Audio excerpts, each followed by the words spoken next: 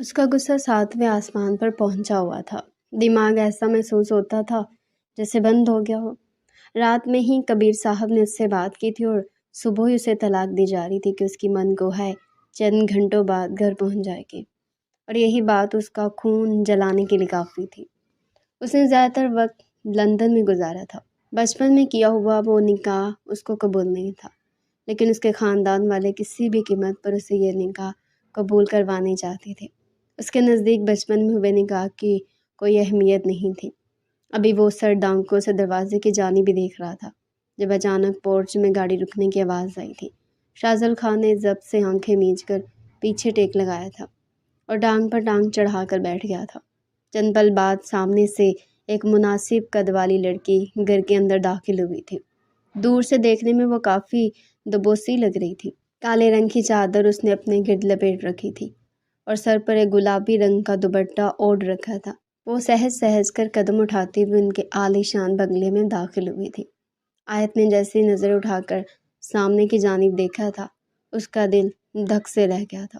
اس کے کزنز نے اسے شاذل خان کی تصاویر انسٹاگرام پر دکھائی تھی اور آج اس کو اپنے روبرو دیکھ اس کے جسم کا روا روا کانپ اٹھا تھا۔ نہ جانے کیوں سے بے انتہا شرم نے آن گھیرا تھا۔ گلابی دوپٹے کے حالے میں اس کا چہرہ بھی گلاب کی مانند سرخ ہو گیا تھا۔ ابھی وہ مزید قدم آگے بڑھاتی اس سے پہلے ہی ایک ملازمہ اس کے پاس آئی تھی اور سوالیہ نگاہوں سے اس کو دیکھنے لگی تھی، جبکہ وہ منمناتے ہوئے اپنا تعارف کروا کر خاموش ہو گئی تھی۔ شاذل خان یہ تمام کارروائی اپنی زیرک نگاہوں سے بڑی غور سے دیکھ رہا تھا۔ وہ ملازمہ اس کا تعارف سن کر فوراً ہی شرمندہ ہو گئی تھی اور معذرت خواہ لہجے میں بولی تھی، ہمیں معلوم نہیں تھا آپ ہی آیت خان ہیں، آ جائے، آپ سے کبیر صاحب ملاقات کے لیے انتظار کر رہے ہیں۔ یہ بول کر ملازمہ نے آیت کا سامان تھام لیا تھا، جبکہ وہ نظر جھکا کر اس ملازمہ کے پیچھے پیچھے چلنے لگی تھی۔ اچانک ہی اپنے عقب سے آنے والی آواز پر اس کے جسم کا روا روا کانپ اٹھا تھا۔ شاذل یکدم اس کو پکار بیٹھا تھا، بات سنو لڑکی۔ اس کے لہجے میں موجود رعب اور دبدبا آیت کو ٹھہرنے پر مجبور کر چکا تھا۔ اس نے پلٹ کر دیکھا تو وہ اس کی طرف ہی متوجہ تھا۔ وہ اس کا انگلی کے اشارے سے قریب آنے کے لیے بول رہا تھا۔ اس نے گہری سانس ہوا کے سپرد کی تھی اور قدم با قدم چلتی ہوئی اس کے قریب چلی گئی تھی۔ دھیمی آواز میں سلام کر کے اس نے سر جھکا لیا تھا، جبکہ وہ اس کے سلام کو نظر انداز کر کے شفقت سے بولا تھا، بابا جان، جب تم سے اس نکاح کے حوالے سے بات کرے تو صاف گوئی سے بول دینا کہ تمہیں یہ نکاح قبول نہیں ہے۔ اگر تم نے ایسا نہ کیا تو یاد رکھنا آیت خان، مجھ سے برا کوئی نہیں ہوگا۔ یہ بول کر وہ ٹھہرنا نہیں تھا بلکہ لمبے لمبے ڈھنگ بڑھتا ہوا اپنے بنگلے سے نکل کر باہر کی طرف گامزن ہو گیا تھا۔ اس کی بات سن کر آیت کا چہرہ سفید پڑ گیا تھا۔ اس کے ہاتھ پاؤں ایسا محسوس ہوتا تھا جیسے بے جان ہو گئے ہوں۔ وہ بے یقین نگاہوں سے شاذل کی پشت کو دیکھ رہی تھی، جہاں آنے سے پہلے اس نے بہت خواب سجائے تھے۔ بچپن سے لے کر بڑے ہونے تک اس نے نہ جانے شاذل کے حوالے سے کیا کچھ سوچ رکھا تھا، اور آج اس کے منہ سے ایسی بات سن کر اس کا پورا وجود زلزلوں کی زد میں آ گیا تھا۔ اس کو سمجھ نہیں آ رہا تھا کہ وہ اب کیا کرے۔ اچانک ہی ملازمہ اس کو دور سے پکارتے ہوئے بولی تھی، بیگم صاحبہ آ جائیں، صاحب آپ کا انتظار کر رہے ہیں۔ اس نے پلٹ کر دیکھا تو ملازمہ اسی کی منتظر تھی۔ اس نے ایک گہری سانس ہوا کے سپرد کی تھی اور اپنے سینے پر ہاتھ رکھتے ہوئے بولی تھی، نہیں آئے، تمہیں آغا جان کا خواب پورا کرنا ہے، تمہیں انہیں مایوس نہیں کر سکتی۔ وہ اپنے آپ سے عہد کر کے اس ملازمہ کے پیچھے چل پڑی تھی۔ وہ جانتی تھی جس کنویں میں وہ کود رہی ہے وہاں سے محض اسے رسوائی حاصل ہوگی، لیکن وہ آغا جان کے کسی بھی فیصلے کو مسترد نہیں کر سکتی تھی۔ انہوں نے آیت کے لیے بہت کچھ کیا تھا، اپنے بیٹوں سے لڑ گئے تھے، سب کی مخالفت کر کے اسے حویلی میں پناہ دی تھی، اور اب جب انہیں قرض لٹانے کا وقت آیا تھا تو وہ اپنے قدم پیچھے نہیں لے سکتی تھی۔ وہ ملازمہ کے ساتھ کبیر صاحب کے کمرے کے پاس پہنچ گئی تھی اور ایک گہری سانس ہوا کے سپرد کر کے اس نے دروازے پر ہلکی دستک دی تھی۔ کمرے کے اندر سے ایک نسوانی خوبصورت آواز برآمد ہوئی تھی، اندر آ جاؤ، دروازہ کھلا ہوا ہے۔ وہ اپنے اندر ہمت جمع کر کے اندر داخل ہو گئی تھی۔ پورے 8 سال بعد وہ اپنے ماموں سے ملاقات کرنے والی تھی۔ یہ لمحہ اس کے لیے بہت زیادہ جذباتی تھا، لیکن وہ اپنے جذبات پر قابو رکھنے والی ایک بہادر لڑکی تھی۔ لیکن جیسے اس کی نگاہ اپنے ماموں پر گئی، اس کی آنکھوں میں نمکین پانی بڑھنا شروع ہو گیا تھا۔ اس نے اندر داخل ہوتے ہی دھیمی آواز میں سلام کیا تھا۔ صوفے پر کبیر صاحب اور ان کی زوجہ اس کے ہی منتظر تھے۔ اس کو اندر آتا دیکھ کبیر صاحب باقاعدہ اپنی جگہ سے کھڑے ہوئے تھے اور اس کے سر پر ہاتھ رکھتے ہوئے محبت سے چور لہجے میں بولے تھے، کیسی ہو آیت؟ جبکہ اس کی زبان اس کا ساتھ نہیں دے رہی تھی۔ اچانک اس کی آنکھوں سے آنسو بہنا شروع ہو گئے تھے جب کبیر صاحب نے آگے بڑھ کر تمام غلط فہمی اور رنجشوں کی دیوار کو گرا دیا تھا اور اپنی اکلوتی بھانجی کو اپنے سینے سے لگا کر مسکرا گئے تھے۔ ان کے برابر میں بیٹھی رقیہ بیگم نے کوفت سے سر جھٹکا تھا۔ وہ ان تمام چیزوں کی عادی نہیں تھی، وہ ایک ماڈرن خاتون تھی۔ آیت کو خاموش کرواتے ہوئے بولے تھے، اس طرح روتی نہیں ہیں، بہادر لڑکیاں بہت ہمت کرتی ہیں، ابھی تو آپ نے بہت سے امتحانات پاس کرنے ہیں۔ یہ بول کر وہ اس سے آرام سے علیحدہ ہوئے تھے اور اس کا خوبصورت چہرہ دیکھتے ہوئے بولے تھے، امید کرتا ہوں سفر اچھا گزرا ہوگا۔ اس نے سر کو ہلکی جنبش دی تھی جبکہ وہ اسے سامنے بیٹھنے کا بول کر اپنی جگہ سنبھال گئے تھے۔ اس نے دھیرے سے رقیہ بیگم کو بھی سلام کیا تھا اور سر جھکا کر بیٹھ گئی تھی۔ کبیر صاحب اپنی اکلوتی بھانجی کو بہت غور سے دیکھ رہے تھے۔ وہ ہبو اپنی ماں کی ہم شکل تھی۔ ایسا محسوس ہوتا تھا جیسے ان کی بہن ان کے سامنے آ کر بیٹھ گئی ہو۔ وہ چاہ کر بھی کوئی الفاظ ادا نہیں کر پائے تھے۔ یہ رشتے ہوتے ہی ایسے ہیں، ہم جتنا چاہے ان رشتوں سے بھاگ لیں لیکن آخر میں ہمارا سامنا ان رشتوں سے ہو ہی جاتا ہے۔ نازیہ ان کی اکلوتی بہن تھی جس نے اپنی پسند سے شادی کر کے خاموشی سے حویلی کو خدا حافظ بول دیا تھا اور پلٹ کر اپنے باپ کا نہ حال پوچھا تھا اور نہ ہی اپنے بھائی وغیرہ کی خیریت دریافت کی تھی۔ پورے گاؤں نے ان لوگوں کی عزت پر تھو تھو کی تھی۔ بابا صاحب کو سردار کی نشست سے ہٹا دیا گیا تھا۔ انہیں سب سے پہلا ہارٹ اٹیک نازیہ کے بھاگ جانے کے بعد آیا تھا۔ اس کے بعد ان کی طبیعت کبھی ٹھیک ہی نہیں ہوئی تھی۔ تقریباً 3 سال بعد ایک چھوٹی سی بچی حویلی کی دہلیز پر کوئی چھوڑ کر چلا گیا تھا اور جب اس میں موجود خط کو پڑھا گیا تو حویلی میں کوہرام برپا ہو گیا تھا، کیونکہ وہ بچی کوئی اور نہیں بلکہ آیت خان تھی جس کی ماں اسے حویلی کی دہلیز پر چھوڑ کر خالق حقیقی سے جا ملی تھی۔ جس انسان سے انہوں نے شادی کی تھی وہ ایک شرابی نکلا تھا۔ اس نے نازیہ کی زندگی کو بدترین کر دیا تھا، اسے ہر پل اذیت سے دوچار کیا تھا۔ اپنی بیٹی کو حویلی کی دہلیز پر چھوڑ کر انہوں نے خودکشی کر لی تھی اور اس دنیا کی الجھنوں سے آزاد ہو گئی تھی۔ حویلی کے تمام مکین اس بچی سے ہاتھ اٹھا گئے تھے۔ سب نے صاف الفاظوں میں کہہ دیا تھا کہ اگر یہ بچی اس حویلی میں رہی تو ہم یہ حویلی چھوڑ کر چلے جائیں گے، اور اس پر آغا جان تھے جنہوں نے آیت کو اپنے سینے سے لگایا تھا۔ ان کی بیٹی اس دنیا سے چلی گئی تھی۔ ان کے لیے وہ لمحہ بہت اذیت ناک تھا، مگر ان کے بھائی کسی قیمت پر بھی اس بات کو نہیں سمجھ رہے تھے۔ کبیر صاحب نے تو واقعی حویلی چھوڑ دی تھی اور اپنی بیوی اور بیٹے کے ہمراہ شہر آ گئے تھے، جبکہ ان کے بڑے بیٹے نے بھی آغا جان سے منہ موڑ لیا تھا، لیکن اس کے باوجود آغا جان کو وہ چھوڑ کر گئے نہیں تھے۔ چند پل بعد جیسے جیسے آیت بڑی ہونا شروع ہوئی، بشیر صاحب کے دل میں بھی رحم آنے لگا تھا، لیکن کبیر صاحب نے کئی سال تک مڑ کر حویلی کا رخ نہیں کیا تھا، مگر کب تک اپنے باپ سے ناراض رہتے؟ ایک نہ ایک دن تو انہیں واپس آنا ہی تھا، مگر ان کی زوجہ حویلی نہیں گئی تھی۔ محض کبیر صاحب اور ان کا بیٹا شاذل خان جس کی عمر 15 سال تھی وہی اپنے بابا کے ساتھ حویلی گیا تھا، لیکن جب وہ لوگ وہاں پہنچے تو معلوم ہوا تھا آغا جان کی طبیعت بہت ناساز ہے، وہ اپنی آخری سانسیں گن رہے ہیں، سب کی جان سولی پر اٹکی ہوئی تھی۔ کبیر صاحب کو دیکھ کر آغا جان نے سکون کا سانس لیا تھا، لیکن مرتے وقت انہوں نے شاذل کا ہاتھ تھام کر کبیر صاحب سے اپنی نوازی آیت کا ہاتھ مانگ لیا تھا، کیونکہ انہیں معلوم تھا ان کے مرنے کے بعد کوئی بھی شخص ایسا نہیں ہوگا جو آیت کو اپنائے گا۔ سارے جہاں کو یہ بات معلوم تھی، نازیہ نے بہت غلط کیا تھا جس کی وجہ سے کوئی بھی شخص آیت پر بھروسہ نہیں کرے گا، سب اس کو لعن طعن کریں گے، کوئی بھی اس کو نہیں اپنائے گا۔ کبیر صاحب ایک عجیب مشکل میں آ گئے تھے۔ شاذل اس نکاح کے لیے بالکل تیار نہیں تھا، وہ 15 سال کا ہو گیا تھا اور ایک سمجھدار بچہ تھا، وہ ان تمام باتوں کو غلط مانتا تھا۔ اس کا کہنا تھا شادی ایک اچھی عمر میں ہونی چاہیے، اور آیت اس وقت محض 5 سال کی تھی، بھلا اس 5 سال کی بچی سے وہ کیسے نکاح کر سکتا تھا جسے ابھی ٹھیک طرح سے اپنا ہوش نہیں تھا؟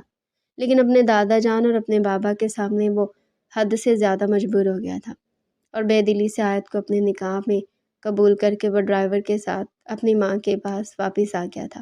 وقت گزرتا جا رہا تھا اور آغا جان کو ایک بہترین ہسپتال میں ایڈمٹ کروایا گیا تھا۔ خدا کا شکر تھا، اللہ نے انہیں آیت کے لیے زندہ رکھا تھا۔ کبیر صاحب کبھی کبھی حویلی کا چکر لگایا کرتے تھے۔ زیادہ تر وہ ڈیرے پر جا کر ہی اپنے بابا سے ملاقات کر لیتے تھے اور واپس آ جایا کرتے تھے۔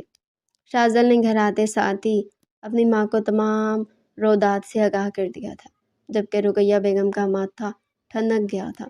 وہ اپنے شاذل کے لیے اپنی بہن کی بیٹی کو بیاہ کر لانا چاہتی تھی، لیکن شاید نصیب میں کچھ اور ہی لکھا تھا، مگر وہ اپنے بیٹے کی زندگی کا سودا اس طرح اپنے شوہر کو نہیں کرنے دے سکتی تھی۔ انہوں نے فوراً ہی اپنے بھائی سے بات کی تھی اور شاذل کو لندن پہنچا دیا تھا۔ کبیر صاحب نے بہت اختلاف کیے تھے کہ یہ کوئی طریقہ کار نہیں ہوتا، اگر اسے اعلیٰ تعلیم حاصل کرنی ہے تو وہ پاکستان میں رہ کر بھی اعلیٰ تعلیم حاصل کر سکتا ہے، اور ویسے بھی ان کی اتنی جائیداد ہے، خاندانی کاروبار ہے، اگر شاذل نے زیادہ تعلیم حاصل نہ بھی کی تو وہ اپنا کاروبار سنبھال سکتا ہے، اس کے پاس ہر ایک چیز کی آسائش ہے، لندن جانے کی کیا ضرورت ہے۔ لیکن ان کی بیوی نے منع کر دیا تھا۔ ان کا کہنا تھا کہ میرا بچہ علی تعلیم حاصل کرے گا، اور آج جب وہ کئی سال بعد لوٹ کر آیا تو کبیر صاحب اپنے بابا کا یہ آخری خواب ہر حال میں پورا کرنا چاہتے تھے، اس لیے انہوں نے شاذل کے اس بات سے آگاہ کر دیا تھا کہ آیت رخصت ہو کر حویلی سے ہمارے گھر آ رہی ہے۔ اس نے بہت واویلا مچایا تھا کہ وہ اس نکاح کو نہیں مانتا۔ وہ بچی صرف 5 سال کی تھی، میں کیسے اس کے ساتھ زندگی گزار سکتا ہوں؟ لیکن کبیر صاحب نے صاف بول دیا تھا کہ اگر تم نے آیت کو نہیں اپنایا تو میرا اور تمہارا رشتہ ختم ہو جائے گا۔ رقیہ بیگم نے بھی بہت شور ڈالا تھا کہ یہ آپ کی بہت ہی عجیب منطق ہے، میں اس رشتے کو نہیں تسلیم کروں گی، اور انہوں نے جب اپنی زوجہ کو طلاق کی دھمکی دی تو ان کے لب بھی خاموش ہو گئے تھے۔ وہ سب برداشت کر سکتی تھی، لیکن کبیر صاحب سے جدائی کسی قیمت پر برداشت نہیں کر سکتی تھی۔ کبیر صاحب نے ملازمہ کے ہمراہ آیت کو اس کے کمرے میں بھیج دیا تھا تاکہ وہ تھوڑی دیر آرام کر سکے۔ حویلی سے شہر تک کا راستہ کافی لمبا تھا، وہ جانتے تھے کہ وہ راستے میں کافی تھک گئی ہوگی۔ وہ کمرے میں آتے ساتھ ہی بستر پر بیٹھ گئی تھی۔ یہ بات حقیقت تھی کہ وہ ایک لمبا سفر کر کے کافی تھک چکی تھی، لیکن اصل تھکان اسے شاذل کے رویے سے محسوس ہو رہی تھی۔ حویلی سے نکلتے وقت وہ جو جملے اس کے کان میں گئے تھے کہ شاذل تو تمہارا حسن دیکھ کر پاگل ہو جائے گا، تمہیں ہر وقت اپنے سامنے رکھے گا، تمہیں بالکل بھی دور نہیں کرے گا، تمہیں دیکھتے وہ تم سے محبت کرنے لگے گا، لیکن ایسا کچھ نہیں ہوا تھا۔ اس نے تو صاف کہہ دیا تھا کہ وہ اپنے ماموں کو جا کر یہ بول دے کہ اس نکاح کے لیے وہ راضی نہیں ہے۔ یہ باتیں یاد کر کے اس کی آنکھیں بھر آئی تھی اور وہ ہاتھوں کے پیالے میں اپنا خوبصورت چہرہ چھپا کر رونا شروع ہو گئی تھی۔ یہ بات حقیقت تھی، آیت نے اپنا حسن اپنی ماں سے چرایا تھا۔ خوبصورت غزالی آنکھیں، چھوٹی سی ناک، گلاب کی پنکھڑیوں کی مانند خوبصورت ہونٹ، قدرتی گلابی گال، چہرہ دودھ سے بھی زیادہ سفید تھا اور جلد کسی ملائی کی مانند تھی، مگر اس کے باوجود شاذل کو اس کا حسن ایک آنکھ نہیں بھایا تھا۔ یہی بات اس کو بہت زیادہ تکلیف دے رہی تھی۔ کافی دیر رونے کے بعد اس کا دل کچھ ہلکا ہوا تھا اور وہ سر جھٹک کر واش روم چلی گئی تھی۔ اس نے ہاتھ منہ دھو کر اپنے آپ کو فریش کیا تھا اور باہر آ کر نماز عصر ادا کی تھی اور بارگاہ الہی میں ہاتھ بلند کر کے بے انتہا عاجزی سے اپنے رب کو مخاطب کیا تھا۔ اے رب مصطفیٰ، اے میرے مالک و مولا، اے کل کائنات، میں جانتی ہوں تیری شان جل جلال ہے، تو سب سے اعلیٰ ہے، تیرے آگے سب خاک برابر ہے۔ یا رحمان، میری مشکلات حل کر کے میرے شوہر کے دل میں میرے لیے محبت پیدا کر دے، میں اس رشتے کو نبھانا چاہتی ہوں۔ اتنی مجھے ساخت دے۔ کافی دیر تک وہ دعا مانگتی رہی تھی اور پھر آنسو صاف کر کے اپنی جگہ سے کھڑی ہو گئی تھی۔ نماز ادا کرنے کے بعد اس پر نیند کا غلبہ طاری ہونا شروع ہو گیا تھا اور وہ خاموشی سے بستر پر نیم دراز ہو کر جلدی گہری نیند میں غرق ہو گئی تھی۔ وقت دھیرے دھیرے گزرنے لگا تھا۔ شاذل شام کا گیا، رات کے 2 بجے گھر میں داخل ہوا تھا۔ رقیہ بیگم کو ایک پل کے لیے بھی نیند نہیں آئی تھی۔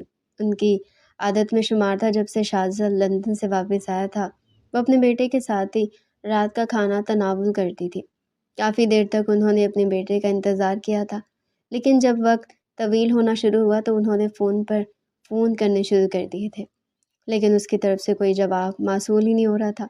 اپنی ماں کو لاؤنج میں ٹہلتا دیکھ شاذل کو افسوس ہوا تھا اور وہ سیدھا اپنی ماں کے پاس گیا تھا۔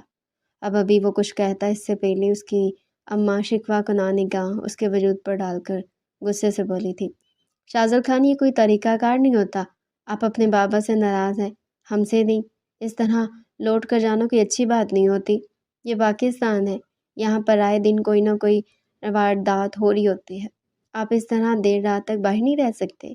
وہ مزید کچھ کہتی اس سے پہلے شازل انہیں سینے سے لگا کر محبت سے بولا تھا، جب ماں کی دعا ساتھ ہو تو کوئی کچھ نہیں کر سکتا، اور ویسے بھی میں ایک محفوظ مقام پر تھا، یعنی خالہ کے گھر، وہاں پر علیشہ اور حمزہ کے ساتھ بیٹھا ہوا بات چیت کر رہا تھا، اسی میں وقت کا کچھ علم ہی نہ ہوا۔ میں معذرت چاہتا ہوں، جبکہ یہ بات سن کر ان کے چہرے پر مسکراہٹ آئی تھی اور وہ فوراً بولی تھی، اچھا علیشہ ٹھیک تھی؟ اس نے سر کو ہلکی جنبش دی تھی اور اپنی ماں سے باتیں کرتا ہوا اپنے کمرے کی طرف بڑھ گیا تھا۔ ریلنگ کے پاس کھڑی آیت نے یہ منظر نم آنکھوں سے دیکھا تھا۔ اس نے آج تک ماں باپ کا لمس محسوس نہیں کیا تھا۔ بڑے ماموں سے محبت کرتے تھے، سر پر شفقت بھرا ہاتھ رکھتے تھے، آغا جان اسے سینے سے لگاتے تھے، بڑی ممانی بھی اس سے بہت پیار سے بات کرتی تھی، لیکن ایک اولاد کو جو شفقت اور محبت سگے ماں باپ دے سکتے ہیں نا، وہ کوئی دوسرا یا تیسرا شخص نہیں۔ اپنی ماں کو یاد کر کے اس کی آنکھیں بھر آئی تھی، لیکن وہ اپنے آپ کو سنبھال کر کمرے میں آ کر بیٹھ گئی تھی۔ وہ رات قطرہ قطرہ کر کے پگھلتی چلی گئی تھی۔ اگلی صبح کا سورج پوری آب و تاب سے روشن ہوا تھا۔ ملازمہ اسے ناشتے کے لیے جگا کر نیچے جا چکی تھی، جبکہ وہ بھی فوراً سے تیار ہو کر نیچے پہنچی تھی۔ میز پر ملازم جلدی جلدی ناشتہ لگا رہے تھے، جبکہ وہ اتنی تیزی کو دیکھ پریشان ہو گئی تھی اور کچن کی جانب جانے لگی تھی، جب اچانک کبیر صاحب کی آواز آئی تھی۔ اسے مڑ کر دیکھا تو وہ اس کی طرف ہی متوجہ تھے اور اس کو دیکھتے ہوئے سوالیہ لہجے میں بولے تھے، کیا ہوا گڑیا، کہاں جا رہی ہو؟ جبکہ وہ بوکھلائے ہوئے انداز میں بولی تھی، میں ناشتے کے انتظام دیکھنے جا رہی تھی، لگتا ہے آپ کو جلدی جانا ہے۔ جبکہ وہ سر نفی میں ہلاتے ہوئے اس کے پاس آئے تھے اور اس کے گرد حصار مضبوط کرتے ہوئے بولے تھے، ارے نہیں، دراصل تمہارا شوہر وقت کا بہت پابند تھا، جب سے وہ لندن سے واپس آئے ملازموں کی اس طرح ہی دوڑیں لگتی ہیں۔ خیر تم میرے ساتھ آؤ، یہ لوگ اپنا کام کر لیں گے۔ حویلی میں اسے یہ سب کرنے کی اچھے سے عادت تھی، ممانی نے اسے ہر ایک چیز سکھائی تھی۔ بے شک کام ملازم کرتے تھے، لیکن اس کے باوجود آیت کو یہ سب کام آتے تھے۔ وہ ممانی کا کہنا تھا کہ کل کو تمہیں اگلے گھر جانا ہے، نہ جانے تمہارا شوہر کس سوچ کا مالک ہو، اس لیے تم پہلے اپنے طور طریقے درست کر لو۔ وہ ماموں کی جانب دیکھتے ہوئے معصومیت سے بولی تھی، مجھے سارے کام آتے ہیں، بڑی ممانی نے سب سکھایا ہے، ان کا کہنا تھا تمہیں کل کو اگلے گھر جانا ہے، اسی لیے سب چیزیں سیکھ لو۔ وہ مزید کچھ کہتے اس سے پہلے پیچھے سے شازل کی تمسخر اڑاتی ہوئی آواز سنائی دی تھی، ان پڑھ عورتوں کی یہی سوچ ہوتی ہے۔ یہ بول کر وہ اس کے برابر سے گزر گیا تھا، جبکہ آیت نے نم آنکھوں سے اس کی پشت کو دیکھا تھا۔ نہ جانے کیوں یہ شخص اسے اتنی کھار کھا رہا تھا، حالانکہ اس نے کچھ نہیں کیا تھا۔ جتنے سال وہ حویلی میں آغا جان کے پاس رہی تھی، اس دوران بھی نہ اس نے کبھی شازل سے بات کرنے کی کوشش کی تھی اور نہ ہی کبھی اسے پریشان کیا تھا۔ وہ کافی خاموش طبیعت اور معصوم لڑکی تھی، ہر وقت اللہ تعالیٰ کی عبادت کرنا اور اپنے آپ کو ڈھانپ کر رکھنا ہی اس کا پسندیدہ مشغلہ تھا۔ اس کو اپنے سر میں ایک درد کی ٹیس اٹھتی ہوئی محسوس ہوئی تھی، جسے وہ سر جھٹک کر نظر انداز کر گئی تھی۔ آج اپنے شوہر کی ایسی باتیں سن کر اس کا دل خون کے آنسو رو رہا تھا، جبکہ کبیر صاحب اس کو سینے سے لگاتے ہوئے بولے تھے، ان باتوں کو سوچ کر تم میرے ساتھ آؤ، یہ کہتی انہوں نے میز کی طرف اپنے قدم بڑھائے تھے اور آیت کو کرسی پر بٹھاتے ہوئے اپنے بیٹے کی طرف متوجہ ہوئے تھے۔ یہ ان پڑھ عورتوں کی سوچ نہیں ہوتی، ایک اچھی سوچ ہوتی ہے، لڑکا ہو یا لڑکی، کھانا پکانا ایک اسکل ہے، اگر آ جائے تو بہترین کام ہوتا ہے، اس میں مذاق اڑانے والی کوئی بات نہیں ہے۔ جبکہ شازل نے سر کو نفی میں ہلایا تھا اور خاموشی سے اپنے کھانے کی طرف متوجہ ہو گیا تھا۔ وقت دھیرے دھیرے گزرتا چلا جا رہا تھا۔ رقیہ بیگم رات دیر سے سونے کے باعث صبح سویرے نہیں اٹھی تھی۔ شازل ناشتہ تناول کرنے کے بعد اپنے بابا کے ساتھ آفس کی جانب روانہ ہو گیا تھا، جبکہ آیت کو یہ بات شدت سے محسوس ہوئی تھی کہ شازل نے ایک بار بھی اس کی طرف نہیں دیکھا تھا۔ نہ جانے کب ان دونوں کے درمیان یہ خلا پر ہوگا، وہ محض سوچ کر ہی رہ گئے تھے۔ اس کے اس گھر میں آئے ہوئے تقریباً 5 دن کا وقت گزر گیا تھا، لیکن شازل اور ان دونوں کے درمیان کوئی بات چیت نہیں ہوئی تھی۔ کئی بار اس نے شازل کو مخاطب کرنے کی کوشش بھی کی تھی، لیکن اس کا سرد انداز اور اس کے تنے ہوئے نقوش دیکھ کر وہ خاموش ہو گئی تھی۔ ابھی وہ اپنے کمرے میں یہی سب باتیں سوچ رہی تھی جب اچانک اسے ایک ملازمہ نے آ کر شازل کا پیغام دیا تھا کہ وہ اپنے کمرے میں کافی مانگ رہا ہے، اور کبیر صاحب کا حکم ہے کہ شازل کے جتنے بھی کام ہیں وہ آیت بی بی کریں گے۔ یہ بات سن کر اس کے رونگٹے کھڑے ہو گئے تھے۔ شازل تو اس کا چہرہ بھی دیکھنا نہیں چاہتا تھا، نہ جانے وہ کب کافی لے کر اس کے کمرے میں داخل ہوگی تو وہ پتہ نہیں کیسا ری ایکشن دے گا۔ یہی سوچ کر اس کے ایک پل کے لیے ہاتھ کب کب آ گئے تھے، لیکن وہ اللہ کا نام لے کر کچن کی طرف گامزن ہوئی تھی اور جلدی سے شازل کی کافی تیار کر کے اس کے کمرے کی طرف بڑھ گئی تھی۔ اس کے جسم کا روا روا کانپ رہا تھا اور دل ہی دل میں دعا کر رہی تھی کہ شازل اس کے ساتھ اچھا برتاؤ کرے۔ اس کے کمرے کے دروازے پر پہنچ کر اس نے گہری سانس ہوا کے سپرد کی تھی اور ہمت کر کے دروازے پر دستک دی تھی۔ چند پل بعد ہی اندر سے گمگیر آواز باہر آئی تھی، آ جاؤ۔ اس نے ناپ پر ہاتھ رکھا تھا اور خاموشی سے اندر داخل ہو گئی تھی۔ وہ جو بستر پر پاؤں پھیلا کر لیپ ٹاپ استعمال کر رہا تھا اپنی دھن میں بولا تھا، سکینہ سائڈ ٹیبل پر کافی رکھ کر صبح کے لیے میرے کپڑے پریس کر دو، مجھے بالکل بھی وقت ضائع نہیں کرنا ہے، کل میری بہت امپورٹنٹ میٹنگ ہے۔ ایک پل کے لیے وہ اپنی جگہ پر لرز گئی تھی۔ اس کے چہرے پر موجود سنجیدگی کو دیکھنا جانے کیوں اس کا دل کیا کہ وہ دروازے سے ہی واپس چلی جائے اور سکینہ کو ہی بھیج دے، لیکن کبیر صاحب کا حکم وہ کسی قیمت پر بھی نہیں ٹال سکتے تھے۔ اس نے گلا کھنگارا تھا اور شازل کو مخاطب کرتے ہوئے بولی تھی، سکینہ کوئی اور کام کر رہی ہے، میں آپ کے کپڑے پریس کر دیتی ہوں، آپ مجھے بتا دیں آپ کل کیا پہنیں گے۔ یہ کہہ کر اس نے اپنے قدم اس کے قریب بڑھائے تھے اور اس کے برابر میں کافی رکھ کر کچھ سوالیہ نگاہوں سے دیکھنے لگی تھی۔ اس کی آواز سن کر شازل نے ایک جھٹکے سے اپنا سر اٹھایا تھا اور اسے خون اشام نگاہوں سے گھورتے ہوئے سخت ترین لہجے میں بولا تھا، کس کی اجازت سے تم میرے کمرے کے اندر آئی ہو؟ وہ کچھ کہتی اس سے پہلے وہ دہاڑنے والے انداز میں بولا تھا، ایک سیکنڈ سے پہلے میرے کمرے سے باہر جاؤ، مجھے تمہاری پرچھائی بھی اپنے کمرے پر برداشت نہیں ہے، میں اس رشتے کو کسی قیمت پر بھی قبول نہیں کروں گا، اس لیے یہ چھوٹی چھوٹی ایفرٹس کرنے کی تمہیں ضرورت نہیں ہے۔ وہ اپنے سامنے کھڑی آیت کو جس انداز میں دھتکار رہا تھا اس کی آنکھوں میں آنسو آ گئے تھے اور وہ نم لہجے میں بولی تھی، لیکن آپ اس طرح کا برتاؤ کیوں کر رہے ہیں؟ میں آپ کی منکوہا ہوں۔ وہ کچھ کہتے اس سے پہلے وہ بولا تھا، زبردستی کی منکوہا ہو نہیں، یہ نکاح نہیں کرنا چاہتا تھا۔ میری نظر میں اس نے کہا کہ میری کوئی اہمیت ہی نہیں ہے، تو محض 5 سال کی تھی اور میری عمر بھی صرف 15 سال تھی، مجھ سے 10 سال چھوٹی ہو تم، میرے سامنے فضول گوئی سے پرہیز کرو اور میرے کمرے سے دفع ہو جاؤ۔ جبکہ اس کا دل اداس ہو گیا تھا اور وہ سر جھکا کر کمرے سے باہر آنے لگی تھی جب اچانک شازل نے اس کو پکارا تھا، ویٹ، میری بات سنو، تمہیں اس کمرے میں آنے کے لیے کس نے بولا ہے؟ وہ آنسو بہاتے ہوئے دھیمی آواز میں بولی تھی، ماموں جان نے کہا تھا کہ آپ کی آج سے سارے کام مجھے ہی کرنے ہیں کیونکہ میں آپ کی بیوی ہوں۔ میں مزید کچھ کہتی اس سے پہلے وہ کہکا لگا کر ہنسا تھا اور عجیب سے انداز میں بولا تھا، یعنی تم میری ملازمہ ہو، بیوی نہیں؟ بہت اچھا کیا بابا نے کہ میرے لیے ایک پرماننٹ ملازمہ کا انتظام کر دیا۔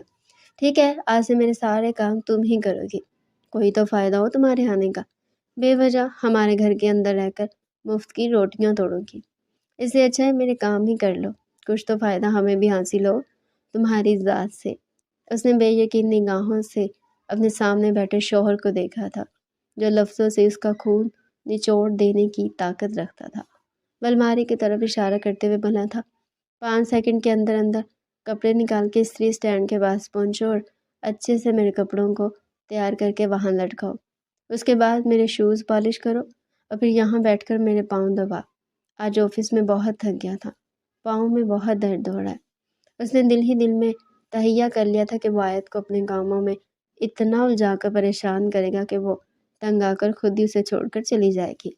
وہ اپنے باپ کی مخالفت نہیں کر سکتا تھا، اس کے نزدیک اس کے بابا اور اس کی ماما بہت زیادہ اہمیت کے حامل تھے۔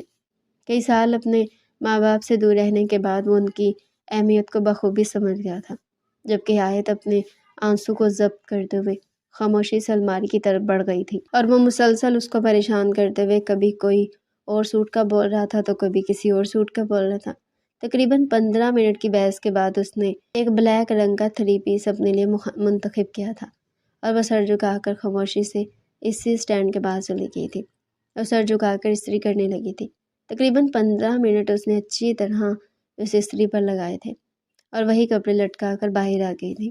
اس کی ہمت نہیں ہو رہی تھی کہ وہ اس سے یہ سوال پوچھ پائے کہ آپ کے شوز کہاں پر موجود ہیں۔ نہ جانے کیوں اس کے دل میں گھبراہٹ پیدا ہو رہی تھی، مگر وہ کچھ کہتی یا سوال پوچھتی اس سے پہلے ہی شاذل ڈریسنگ روم کی طرف اشارہ کرتے ہوئے بلیک شوز کا ہی بول چکا تھا۔ اس نے جلدی سے اپنے تمام کام نپٹائے تھے۔ اب اس کا ارادہ اپنے کمرے میں جانے کا تھا، لیکن اس سے پہلے ہی شاذل اس کو ٹوک چکا تھا۔ میں نے تمہیں جانے کی اجازت دی ہے، جو تم کمرے سے باہر کی طرف اپنے قدم بڑھا رہی ہو۔ وہ اپنی جگہ پر ٹھٹک کر رکی تھی۔ اس کو یقین نہیں آ رہا تھا کہ یہ شخص واقعی اسے پاؤں دبوانا چاہتا ہے۔ اس نے گہری سانس ہوا کے سپرد کی تھی اور خاموشی سے اس کے پاؤں کے پاس آ گئی تھی۔ وہ اس کے روکنے کا مقصد بخوبی جانتی تھی، اسی لیے بنا کچھ بھی بولے اس کے برابر میں بیٹھ کر اپنے نرم ہاتھوں سے اس کے پاؤں دبانا شروع کر چکی تھی، جو اپنے لیپ ٹاپ پر بری طرح سے مگن تھا۔ جب ایک دم اس کی نگاہیں اس کے سفید ہاتھوں پر گئی تھی جو مسلسل کپکپا رہے تھے، اس کے چہرے پر ایک مسکراہٹ آئی تھی۔ اس کی دہشت میں وہ واقعی خوفزدہ ہو رہی تھی اور یہ چیز شاذل خان کو بہت اچھی لگ رہی تھی۔ وہ مزید اس کا خون جلاتے ہوئے بولا تھا، تمہیں پتہ ہے میں تمہیں قبول کیوں نہیں کر رہا؟ اس کے سوال پر اس نے سوالیہ نگاہوں سے شاذل کو دیکھا تھا، اور پھر جو بات اس نے کہی تھی وہ اس کو مزید تکلیف دے چکی تھی۔ تمہیں قبول نہ کرنے کا مقصد تمہارے یہ کپکپاتے ہوئے ہاتھ اور سر پر موجود دوپٹہ ہے۔ تم بالکل میرے ٹائپ کی نہیں ہو۔ میں چاہتا ہوں میری زندگی میں وہ لڑکی آئے جو ہر وقت میرے ساتھ رہے، میرے ساتھ قدم سے قدم ملا کر میری کلاس میں چل سکے، نہ کہ تم جیسی لڑکی جو ایک تھان میں ہر وقت لپٹی رہتی ہے۔ اس کا دل چاہا تھا کہ وہ اپنے شوہر کو اچھی طرح سے اس بات کا جواب دے کہ عورت کی حیا اس کے دوپٹے میں ہی ہوتی ہے، لیکن وہ بے وجہ کوئی بھی بات کر کے اپنا تعلق شاذل سے خراب نہیں کرنا چاہتی تھی۔ کتنی مشکل سے وہ اس سے کہنے کی عادت سی ہو گئی تھی۔ اس کو بنگلے میں رہتے ہوئے تقریباً 1 مہینہ ہو گیا تھا۔ اس دوران اس کی آغا جان سے کئی بار بات بھی ہو گئی تھی اور وہ کافی مطمئن تھے۔ آج بڑے پیمانے پر مینشن میں پارٹی منعقد جا رہی تھی، کیونکہ شاذل نے ایک بہت بڑے پروجیکٹ حاصل کیا تھا۔ سب اس کی خوشی میں شریک ہو رہے تھے۔ کبیر صاحب نے حویلی میں بھی اس چیز کی دعوت دی تھی۔ ان کا ارادہ آج شاذل اور آیت کو انٹروڈیوس بھی کروانا تھا۔ وہ سب کے سامنے آیت کو لانا چاہتے تھے، لیکن کوئی بھی نہیں جانتا تھا آج کس طرح رشتے کی بربادی ہونے والی ہے، آیت کی عزت کی کس طرح دھجیاں اڑنے والی ہیں، اس کا مرد ذات سے کس طرح ایمان ختم ہو جانے والا ہے۔ رقیہ بیگم نے اسے اپنی بہو کے طور پر بالکل قبول نہیں کیا تھا۔ وہ آج تک علیشہ کو ہی اپنی بہو بنانے کے سپنے دیکھ رہی تھی، جبکہ علیشہ ایک بہت ہی سلجھی ہوئی اور سمجھدار لڑکی تھی۔ اس نے کئی بار اپنی خالہ کو یہ بات سمجھانی بھی چاہتی کہ آیت ان کی بہو ہے، اس بات کو انہیں کسی بھی قیمت پر قبول کر لینا چاہیے، لیکن وہ ہمیشہ ایک ہی بات کہتی تھی کہ میں کسی قیمت پر بھی اس گاؤں کی دبوسی لڑکی کو اپنی بہو نہیں بناؤں گی۔ میرے بیٹے نے لندن سے اعلیٰ تعلیم حاصل کی اور اس نے تو اسکول کی شکل تک نہیں دیکھی، جبکہ علیشہ ان کو دیکھ کر آ جاتی تھی۔ وہ اپنی خالہ کا دل بھی نہیں توڑنا چاہتی تھی۔ اپنے لحاظ سے اسے شاذل پسند بھی تھا، لیکن وہ کسی کا حق نہیں مارنا چاہتی تھی۔ کبیر صاحب نے اس کے لیے ایک بلیک رنگ کی میکسی تیار کروائی تھی۔ جو بھی تھا انہیں اپنی بانجی کے لیے ہر قدم پھونک پھونک کر اٹھانا تھا۔ ان کی بیوی کو تو بالکل بھی آیت کی ذات سے کوئی سروکار نہیں تھا۔ وہ اپنا خوبصورت سا لباس مسکرا کر دیکھ رہی تھی جب اچانک شاذل دروازہ کھول کر اندر داخل ہوا تھا اور بستر پر بیٹھی اپنی بیوی کو دیکھ چند پل کے لیے اپنی جگہ پر مبہوت ہو گیا تھا۔ اس 1 مہینے کے درمیان اس نے آیت کو بہت قریب سے جانا تھا۔ وہ سمجھ گیا تھا کہ اس کی بیوی بہت خاموش طبیعت اور معصوم ہے۔ اس کی خوبصورتی کو دیکھ کئی بار اس کا دل بھی بہک گیا تھا، لیکن اس نے فوراً اپنے جذبات پر قابو پا لیا تھا۔ وہ اسے مخاطب کرتے ہوئے بولا تھا، کیوں کبھی اتنے مہنگے لباس نہیں دیکھے؟ لیکن آج بھی وہ اپنے منہ سے زہر اگلنے سے باز نہیں آتا تھا۔ اس کی بات سن کر آیت نے تڑپ کر اس کی طرف دیکھا تھا۔ اس کی آنکھوں میں یکدم نمکین پانی بڑھنا شروع ہو گیا تھا۔ اس نے اپنے رشتے کو بچانے کے لیے بہت کچھ کیا تھا، لیکن شاہزل کو اس کی کوئی ایفرٹ نظر نہیں آتی تھی۔ وہ مزید بولا، ویسے تمہاری ماں نے جو کیا تھا کیا تم بھی وہی کرو گی؟ ویسے تو میں تمہیں کتنا ہی دھتکار دوں مگر تم رہو گی میری ہی۔ لیکن وہ مزید کچھ کہتا ہے اس سے پہلے آیت نم لہجے میں بولی تھی، آپ جس سے مردوں کو کبھی کوئی عورت نصیب نہیں ہوتی، آپ نے جتنا دل میرا جلایا نا کسی عورت کا کبھی کسی مرد نے نہیں جلایا ہوگا۔ میں کہتی ہوں آج شاہزل خان آپ کبھی مجھے حاصل نہیں کر پائیں گے۔ میں اپنے آپ کو ہی آج بددعا دیتی ہوں، شاید آج اس کا ضبط ٹوٹ گیا تھا۔ اس کے ماموں نے اسے بتایا تھا کہ آج وہ دنیا کے سامنے اسے شاہزل خان کی بیوی بول کر تعارف کروائیں گے، لیکن آج اپنے شوہر کے منہ سے ایسی باتیں سن کر اس کا دل چکنا چور ہو گیا۔ اس 1 مہینے کے درمیان اس نے اپنی عزت نفس کو مجروح کر دیا تھا۔ جتنا ہو سکتا تھا وہ اس کے سامنے سر جھکا کر پیش ہوتی تھی، وہ جتنا دھتکارتا تھا اس کے قریب جاتی تھی، ہر وقت اس کے ارد گرد منڈلاتی رہتی تھی، لیکن آج بھی اس کے منہ سے وہی الفاظ سن کر اس کی روح تک چھلنی ہو گئی تھی۔ وہ ڈریسنگ روم میں بند ہو چکی تھی، جبکہ شاہزل نے ایک نگاہ ڈریسنگ روم کے دروازے پر ڈالی تھی اور خاموشی سے باہر چلا گیا تھا۔ وقت دھیرے دھیرے گزرتا چلا گیا تھا۔ شام ہوتی مہمان کی آمد تھی۔ حویلی سے بھی آیت کے چند کزنز آئے تھے جو بڑے ماموں کے بیٹے تھے۔ ان لوگوں کے درمیان آیت نے بہت اچھا وقت گزارا تھا۔ سب اس کے بھائی جیسے تھے۔ ماموں نے اس کے لیے پارلر سے ایک میک اپ آرٹسٹ کو گھر بھی بلا لیا تھا۔ وہ اپنے سر پر دوپٹہ سیٹ کرنا چاہتی تھی، لیکن میک اپ آرٹسٹ نے منع کر دیا تھا کہ آپ کی خوبصورتی اس طرح مانید پڑ جائے گی۔ وہ اس کا منع کر دینا چاہتی تھی، لیکن وہ سختی سے بول کر اس کے ہاتھ نیچے کر چکی تھی۔ وہ عجیب کشمکش میں مبتلا تھی، لیکن وہ دل ہی دل میں تہیہ کر چکی تھی کہ اس میک اپ آرٹسٹ کے جانے کے بعد وہ اپنا سر ڈھانپ لے گی اور وہ اس طرح غیر مردوں کے سامنے اپنے بال کھول کر نہیں آئے گی۔ لیکن اس کو معلوم ہی نہیں تھا کہ آج اس کے ساتھ کیا ہونے والا ہے۔ تھوڑی دیر مزید گزری تھی اور میک اپ آرٹسٹ اس کو تیار کر کے چلی گئی تھی۔ بلیک رنگ کی میکسی میں وہ قیامت ڈہا رہی تھی۔ ایک پل کے لیے وہ اپنے آپ کو دیکھ کر مبہوت رہ گئی تھی۔ اس میں میک اپ آرٹسٹ نے اتنی مہارت سے اس کا میک اپ کیا تھا کہ چند پل کے لیے وہ اپنے آپ کو دیکھتی رہ گئی تھی، جب اچانک کمرے کا دروازہ کھلا تھا اور بڑے ماموں کے بیٹے احمد بھائی کمرے میں داخل ہوئے تھے اور اس کو تیار دیکھ مسکراتے ہوئے سلام کر کے اندر داخل ہوئے تھے، جبکہ انہیں اپنے سامنے دیکھ کر بری طرح سے بوکھلا گئی تھی۔ ابھی وہ اپنا سر ڈھانپتی اسی پل شاہزل بھی کمرے میں داخل ہوا تھا، اور یہ منظر وہ اپنی خون اشام نگاہوں سے دیکھتے ہوئے دروازے کے پاس کھڑے ہو کر دہاڑا تھا۔ کیا ہو رہا ہے یہاں؟ وہ جو اپنی دھن میں دوپٹہ سیٹ کرنے کی کوشش کر رہی تھی، دونوں ایک ساتھ شاہزل کی طرف متوجہ ہوئے تھے۔ اس دوران وہ اپنا سر ڈھانپ گئی تھی اور شاہزل کو دیکھتے ہوئے وہ کچھ کہتی اس سے پہلے شاہزل اندر آیا تھا اور آیت کا ہاتھ تھام کر اسے گھسیٹ کر اپنے کمرے کی طرف بڑھ چکا تھا۔ احمد نے حیران ہو کر یہ منظر دیکھا تھا۔ اسے روکنا چاہتا تھا، یقیناً شاہزل کو کوئی غلط فہمی ہوئی ہوگی، لیکن اب کافی دیر ہو چکی تھی۔ کمرے کے اندر لاتی شاہزل اسے دیوار سے پن کرتے ہوئے دہاڑا تھا۔ یہ ہے تمہاری شرافت، شرم نہیں آئی اپنے کزن کے ساتھ؟ وہ مزید کچھ کہتے اس سے پہلے آیت نم لہجے میں بولی تھی، کیا ہو گیا آپ کو؟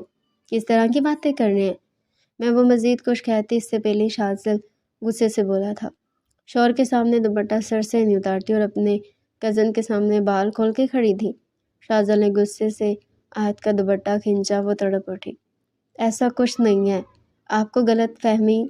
ابھی آیت نے اتنا ہی کہا تھا کہ شاہزل نے اسے بیڈ پر دھکا دیا۔ میں تمہیں اتنے دن سے مہلت دے رہا تھا تاکہ تم مجھے قبول کر لو، پر اب نہیں، تاکہ تمہیں یاد رہے تم میری بیوی ہو۔ یہ کہتے شاہزل یوں ہی آیت پر جھکنے لگا۔ اچانک آیت کی ناک سے خون نکلنے لگا۔ میں نے کہا تھا آپ مجھے کبھی حاصل نہیں کر سکیں گے۔ یہ کہتے آیت مسکرانے لگے، جبکہ شاہزل اسے باہوں میں اٹھا کر باہر بھاگا تھا۔ لیکن کہتے ہیں نا، انسان کو قدر تبھی ہوتی ہے جب اس کے پاس وہ نعمت حاصل نہیں ہوتی۔ راستے میں آیت دم توڑ کر شاہزل کی باہوں میں جھل گئی تھی۔ اسے برین ٹیومر تھا، اس بات کا علم اسے بہت پہلے ہو گیا تھا۔ اس کا ارادہ تھا کہ وہ شاہزل سے ملاقات کے بعد اسے آرام سے اپنی بیماری کے بارے میں بتائے گی، لیکن شاہزل نے پہلے دن ہی اس پر یہ بات ظاہر کر دی تھی کہ وہ اس رشتے سے خوش نہیں ہے، اور پھر اس 1 مہینے کے درمیان جتنی ذلالت اس نے شاہزل سے برداشت کی تھی، اس میں ہمت ہی نہیں ہوئی تھی وہ کچھ بھی بول پاتی۔ ساری زندگی ماں باپ کے بغیر وقت گزار کر اس کے نصیب میں صرف اور صرف دکھ آئے تھے۔ بڑے ماموں اور ممانی نے بھی کئی وقت تک اس کو اذیت دی تھی، اس کو لمحہ با لمحہ اس بات کا احساس دلایا تھا کہ تم ایک باغی ہوئی ماں کی بیٹی ہو۔ وہ لمحات اس کے لیے بہت مشکل بھرے ہوتے تھے، اس کو یہ الفاظ کسی نشتر کی طرح محسوس ہوتے تھے، اس کی آنکھیں نم ہو جاتی تھی، وہ اپنا دکھ کسی سے بیان نہیں کر پاتی تھی۔ اور جب آج شاہزل نے بھی اس کو یہ بات کہی تو اسے اپنے سر میں ٹیسیں اٹھتی ہوئی محسوس ہوئی تھی، اور وہ انجانے میں ایک ایسی بات بھول گئی تھی جو شاید سچ ہونی تھی۔ وہ جو دھیرے دھیرے اس کو پسند کرنے لگا تھا، وہ جو دھیرے دھیرے اس کا عادی ہو گیا تھا، آج اس کو اپنے ہاتھوں سے کھو کر بالکل تنہا رہ گیا تھا۔ اس کو سمجھ نہیں آتا کہ اچانک سے اس کے ساتھ ہوا کیا ہے۔ بے شک وہ اس پر جبر کر رہا تھا کیونکہ وہ اس رشتے کو تسلیم نہیں کرتا تھا، لیکن جب وہ اس رشتے کو تسلیم کرنے کی حالت پر پہنچا تو وہ رشتہ ہی اس سے دور ہو گیا تھا۔ آج اس کو یہ بات بہت اچھے سے سمجھ آ گئی تھی کہ اگر تم اللہ کی دی ہوئی نعمت کی قدر نہیں کرو گے تو وہ رب تم سے وہ نعمت چھیننے کا حق رکھتا ہے۔ پوری حویلی اور خان مینشن سوگ میں ڈوب گیا تھا۔